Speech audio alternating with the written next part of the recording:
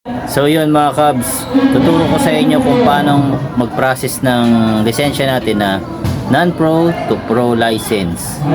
So panoorin nyo lang dito mga Cubs.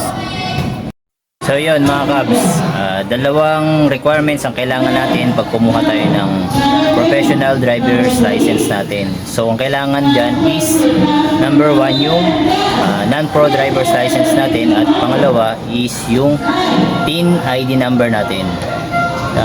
Pero if ever na wala kang TIN ID number, pwede kang mag-online. Just type mo lang is bir.gov.ph. Yun. So bali optional lang yan mga Cubs kung halimbawa wala ka pang TIN ID number pero meron ka ng TIN number. So ito ang gagawin mo.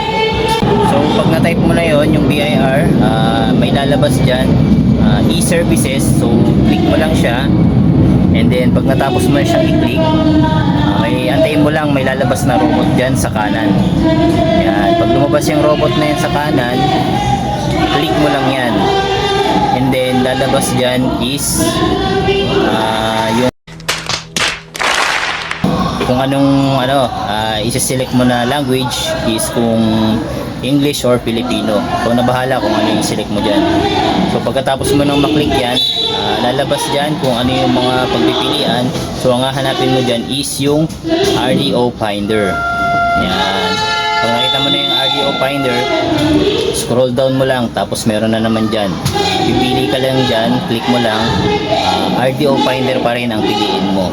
So yan, pag lumabas na yung ano na yan, RDO Finder, lalabas dyan yung pipill upan mo. So name, and then yung TIN number mo. And then pagtapos nyan, lalabas dyan yung kumbaga yung verified na mo TIN. So ang gagawin mo, i-screenshot mo siya, pero maganda sana is buong makukuha yung yung print nun, kasi minsan hindi pumapayag yung yung officer doon na in charge sa LTO. Yun, yan yung pangalawang gagawin natin. Option lang naman yan kung wala ka pang TIN ID number. So yun mga Cubs, kailangan mo rin magdala ng pera, sabihin natin mga 2,000. Kasi magme-medical ka pa, 500 yon. Tapos magbabayad ka pa ng exam, and then pag nakapasa ka sa exam, may babayaran ka pa na 235 siguro para sa na yon, driver's license na natin na professional yon. So yun lang. So yun mga Cubs, lastly, maghahanap ka ng reviewer para sa professional. Ang hanapin mo is si Wonder J.